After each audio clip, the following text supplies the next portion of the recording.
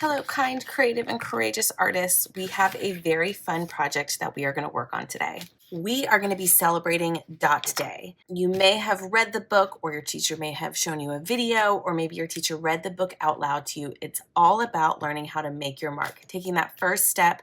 It's always scary when you're staring at a blank page. You don't know where to start. It's taking that first step and making your mark and learning what your artistic style is, your interests, what materials you like. Exploring, having fun, and expressing yourself, whether that's through realistic drawings or paintings, abstract art, or just creating scribbles. Today, we are going to use a jelly plate to create our own mark. We are inspired by the dot from the book. We're going to continue with that round shape, and you're going to make your mark on your jelly plate. We are going to do this by using acrylic paint pens. You have a lot of options for your work of art. You can pick whatever color paint pen you want. This is what you're going to use to make your first mark, and then we'll be using paint to add even more to your design. If you want to just do a scribble, you can absolutely do that. Check out my scribble. I made my mark. I had a swirly line that went through, and then I took other paint pens and filled in a lot of patterns, lines, and shapes and color, and then I added a solid color as my pickup layer to pull up the whole design, and I'll talk you more through that step as we get there. I want to demonstrate two more options. One is called a one-liner, and the other is called a blind contour. Both of these mean that you're dropping your paint pen down and you're not lifting it up until you finish. Even if you're doing a scribble, I want you to start on one side, create your mark, let your line go off the other side, and then pick up your pen at that point. In the middle, just let it go. Let your creativity flow. Let your hand take you where it wants to. If you want to create a design of an actual object, one option is a one-liner. For example, if I want to do a drawing of my pencil, I'm going to drop my pen down on one side of my jelly plate. I'm going to come through and not picking up my pen, I'm going to draw my pencil design and then let the line go off the other side before I pick up my pen. This creates a really fun, kind of loopy, artistic looking design. It's not a hyper realistic drawing of a pencil. It's more of a loose drawing, but you can still tell it's pencil. Let me demonstrate this for you. I'm going to set my pencil up right here where I can see it. I'm going to be referencing the design on it. I might even add the 2 in there if I can figure it out. So I'm dropping my line down. I'm going to come up and draw the tip of the pencil. I think I'll go ahead and add those lines there. Come down. I'm going to do the eraser. Let's see, eraser here. I'm going to do this little metal part. Come back through, and I'm going to start connecting these lines. It's getting all wonky, and that's okay. All right, I don't think I can fit the number 2 in there without going completely weird on my design. Let's see, I think I'm going to do some loopy lines coming through and then let this go off the other side. And you can see I created that design with a single line. I made my mark, I created my pencil. I think it looks really cool. Now I'm going to let my paint pen dry. This happens pretty quick on a jelly plate. If you set your plate aside and then walk away, work on something else, or clean up an area, come back, it will probably be dry enough for you to add another layer during your class time. So I'm going to let this sit, and I'm going to come back and check on it. If your jelly plate, you can see I have some lines from my first demonstration on it. You can clean off your jelly plate, or you can just let that kind of be a part of your image. This is all about playing with layers and having fun with it.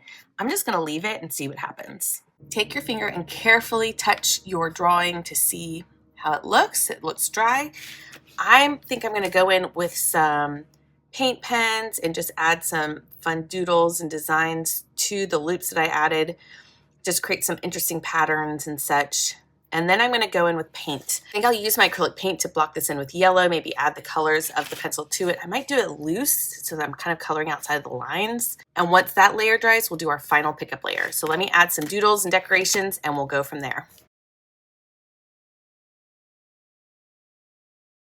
All right, I love how loose I painted this in. I added some other lines to fill up the space. And now I'm going to let this layer dry and we'll do our final pickup layer where we will put a layer of paint over the entire plate. The next layer is dry, which means it is time for me to do my pickup layer. The pickup layer is the final layer that you paint. You cover your entire design. You then put your piece of paper on top while it is still wet, and you let the paint dry while it's stuck to the jelly plate. And this is when the magic happens. The paint sticks to your paper. The paint also sticks to this other paint that you've put down, and it peels up together. When it's time for your pickup layer, I need you to put your critical thinking hat on and think about what color is going to work. I might run into a little bit of trouble because of this color. I have light colors, light lines, blues and greens. I could have done a dark blue, but I think this is going to blend in too much. I'm going to experiment with a dark green and hope that everything contrasts enough with that. These lines might blend in with that dark green color. We'll see what happens. So as you're picking your colors to put down, think about that final pickup layer. If you have all dark colors going down, have a light pickup layer. If you have all light colors, add a dark color. And choose colors carefully to make sure all of your colors do show up at the end. I always tell my students I make mistakes so you don't have to. This color might have been a mistake. So let's find out. All right, I'm gonna get my dark green and mix a little bit of white in there. I feel like that's a little too close to that color. So I think I'm gonna add a little bit more green. I added a lot of white, which brightened it up. So I'm just gonna add a little bit more of that dark green color and get my perfect color.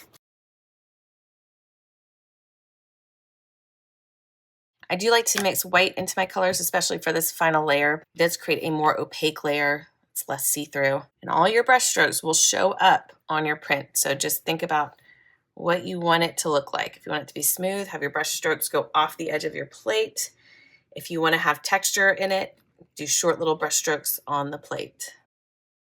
I just made that all messy, but that's okay. I just dropped my paper down on my plate. That's okay. Remember, I make mistakes so you don't have to. Hold on to your paper tight.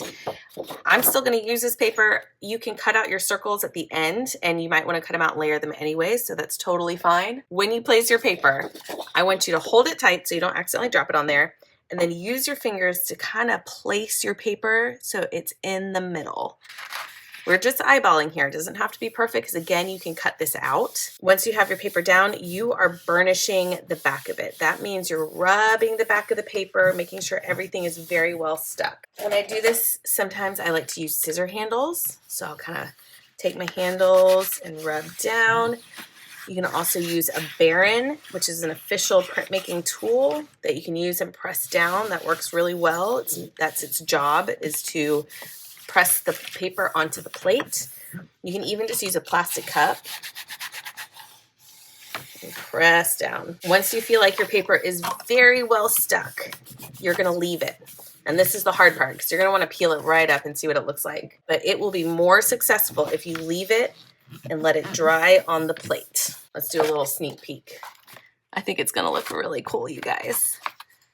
All right, I'm going to leave this face down on my plate. I've burnished it very well, and we're going to lift it up when it's fully dry. All right, I believe we are good to go. I'm going to start peeling this up. If I see any part that doesn't look ready, I can push it back down. But I think we're good.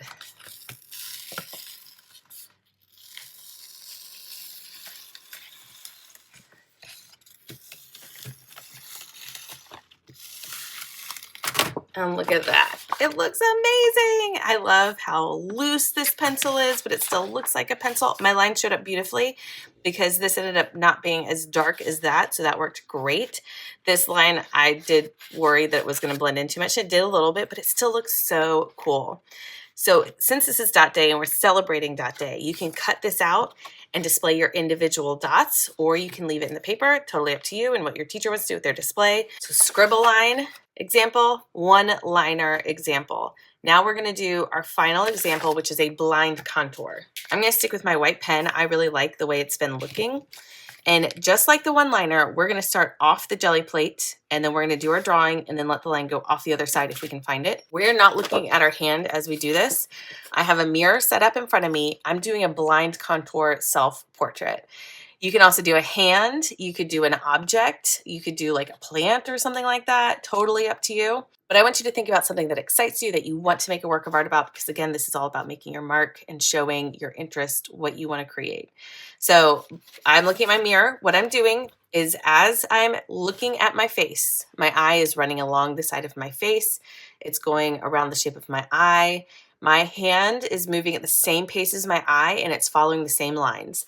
It's going to look weird. That's the point. Blind contours look crazy, but it's so fun. It creates a really cool loose style. It might not look like a person at all, or you might be able to pick up on like nose and eyes and certain elements. I'm using this piece of paper to block my hand because it's kind of hard to see, and I'm placing my pen. Let me make sure this is working. Okay.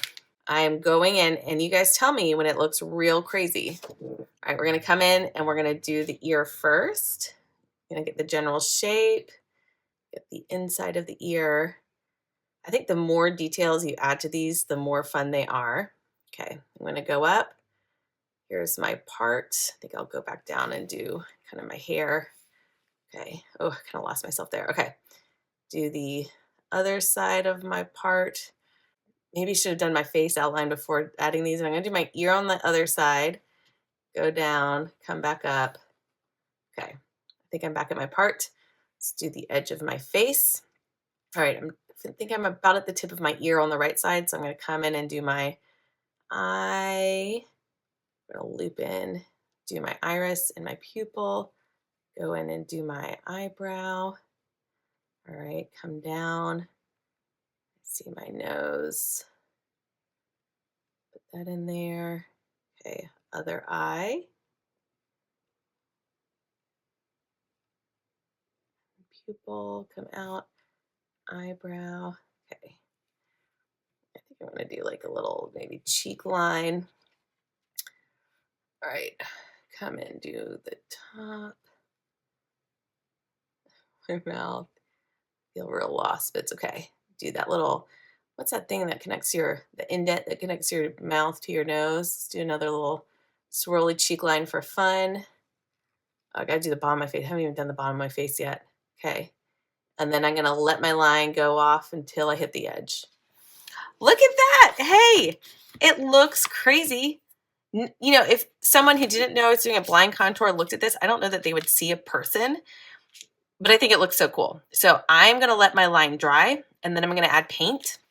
I might even have fun with the paint and add not fully realistic colors, but like similar colors, add paint to the lips just to define them a little bit more, and then add a fun color in the background. And then we'll print it just like we did with the last ones.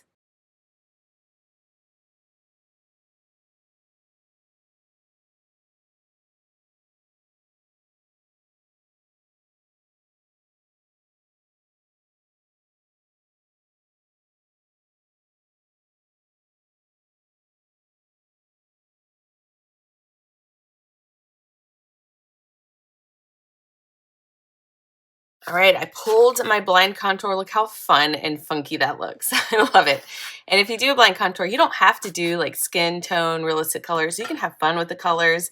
It could just be like a fun, more abstract design, kind of like the scribble. So we have our blind contour, our scribble, and our one-liner. Just for fun, I did one other final one-liner drawing that I'm gonna pull up and show you, and then it's gonna be your turn to make your mark on your jelly plate and to create a really cool, interesting design.